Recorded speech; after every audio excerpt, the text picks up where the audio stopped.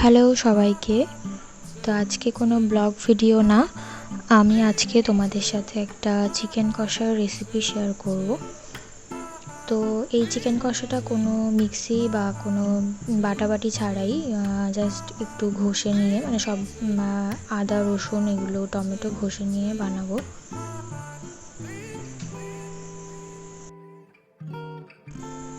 চলো রান্নাটা স্টার্ট করা যাক। প্রথমেই আমি কিছু আলু ভেজে নেব।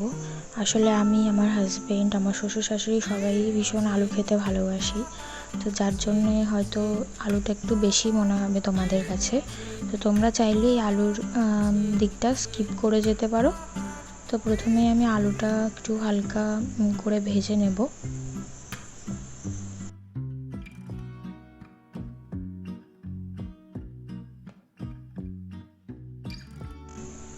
তো দেখো আমার আলুটা মোটামুটি ভাজা হয়ে গেছে, এখন আমি তুলে নিচ্ছি আলুটা।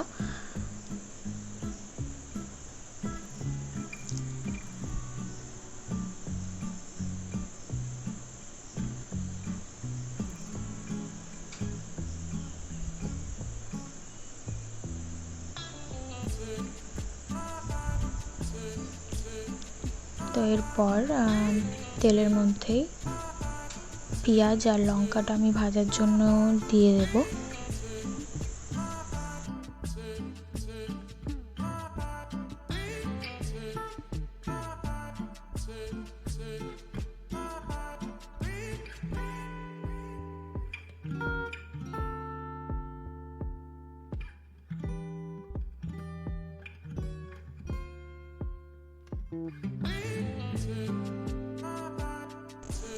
তো এখানে পেঁয়াজটা একটু ভাজা হয়ে গেলে আমি এর মধ্যে বাকি মশলাগুলো, মানে আদা রসুন আর টমেটোটা অ্যাড করে নেব।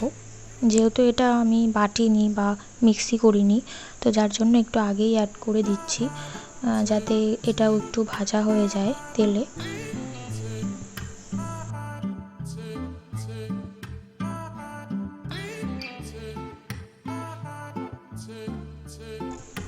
তো পেঁয়াজ আদা রসুন টমেটো সবগুলোই মোটামুটি ভাজা হয়ে করে নেওয়ার সময় আমি এটাতে একটু অ্যাড করে দিচ্ছি নুন আর হলুদ আর জিরের গুঁড়ো আর ধনে গুঁড়োটা আমি বাটিতে ভিজিয়ে নিয়েছি। আমি সবসময় যে কোনো কিছু রান্না করলেই গুঁড়ো মশলা দিয়ে রান্না করলে আমি আগে ভিজিয়ে নিই, তাহলে টেস্টটা একটু ভালো হয়।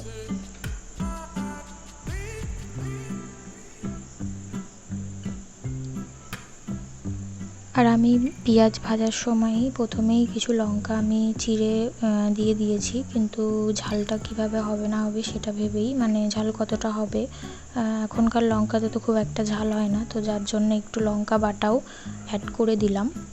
তোমরা চাইলে এখানে লঙ্কার গুঁড়োও ব্যবহার করতে পারো, কারণ আমাদের বাড়িতে লঙ্কার গুঁড়োটা খাওয়া হয় না, খুবই কম, তো যার জন্য আমরা লঙ্কা বাটাটাই বেশি, কাঁচা লঙ্কা বাটাটাই বেশি আর কি খাই। তো এখন আমি গুঁড়ো মশলা যেগুলো ভিজিয়ে রেখেছিলাম সেগুলো অ্যাড করে দিলাম। এরপর আমি পুরোটা ভালো করে কষিয়ে নেব।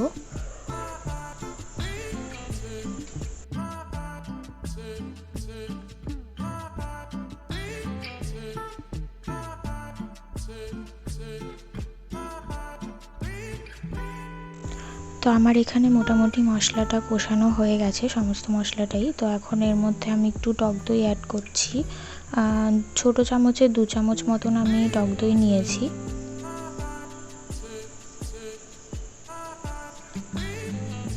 তো আবার আমি পুরোটা একটু ভালো করে নাড়িয়ে চাড়িয়ে কষিয়ে নেব।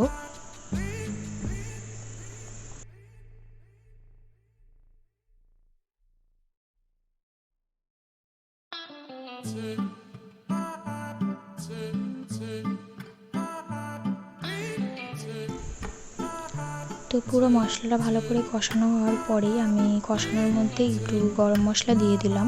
তোমরা চাইলে নামানোর আগেও দিতে পারো, বাট আমি কষানোর মধ্যেই বেশিরভাগ গরম মশলাটা দিয়ে দিই।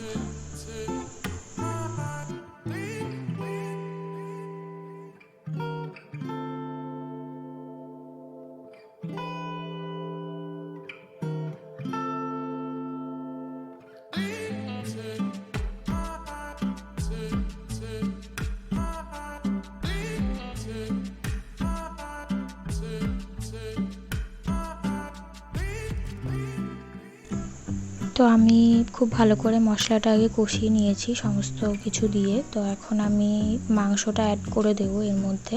তারপর আমি আবার মাংস দিয়ে পুরোটা ভালো করে কষাবো।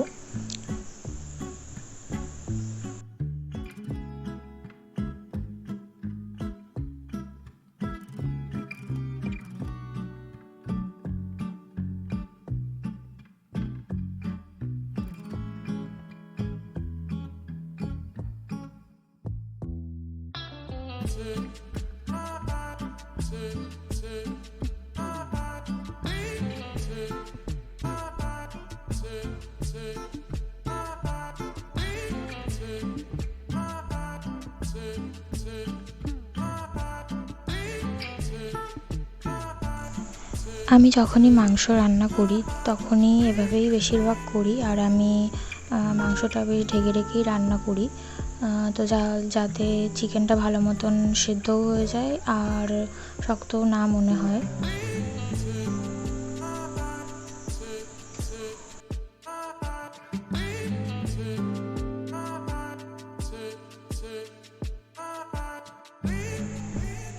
তো দেখো আমার চিকেনটা ভালো করে কষানো হয়ে গেছে, আর আমি এর মধ্যে একটু জলও অ্যাড করেছি, যেহেতু লেগে যাচ্ছিলো কড়াইতে, তো যার জন্য একটু জল অ্যাড করে এখন আমি চিকেনের মধ্যেই আলুগুলো অ্যাড করে দেব। যেহেতু আলুগুলো আমি খুব একটা সেদ্ধ করিনি, হালকা ভেজেছি, তো এখন আমি মাংস দিয়ে আলু দিয়ে সমস্তটাই একবারে ভালো করে কষিয়ে নেব। তো আমি এখানে আর জল অ্যাড করব না, যেহেতু আমি আগেই জল একটু অ্যাড করেছিলাম। তো আমি এখন কিছুক্ষণ নাড়াচাড়া করেই ঢাকা দিয়ে দেব, যাতে আলুটা আর চিকেনটা ভালো মতনই সফট হয়ে যায়।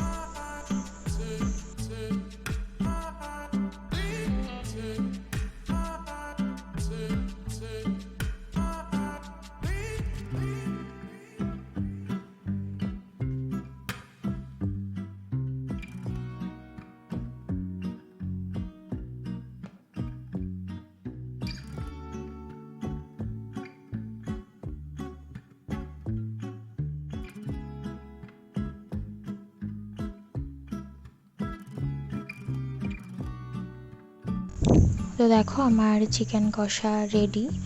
আমি এটা কষা কষাই রান্না করেছি। তোমরা যদি একটু ঝোল বানাতে চাও তাহলে এর মধ্যে একটু জল অ্যাড করে একটু ফুটিয়ে নিতে পারো। আমি আর জল অ্যাড করব না, এভাবেই রাখবো। তো যদি এরকম রেসিপির ভিডিও তোমাদের দেখতে ভালো লাগে তাহলে আমাকে কমেন্ট করে জানিও। আর যদি ভিডিওটা ভালো লাগে তাহলে ভিডিওটাকে একটা লাইক করে দিও, আর চ্যানেলটাকে সাবস্ক্রাইব করে দিও। দেখা হচ্ছে নেক্সট ব্লগে। টাটা।